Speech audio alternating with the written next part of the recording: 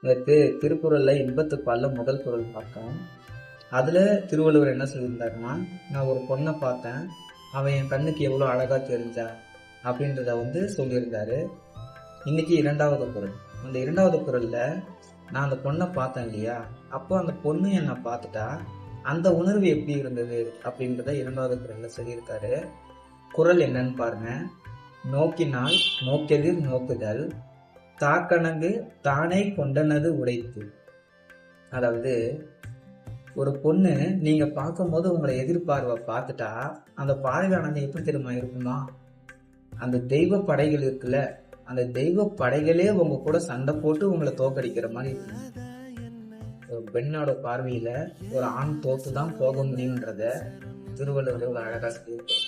கண்டிப்பா இந்த திருக்குறள் எனக்கு பிடிச்ச மாதிரி உங்களுக்கும் பிடிச்சிருக்குன்னு நான் நம்புறேன். பிடிச்சிருந்தா ஒரு லைக் கொடுங்க. மூணாவது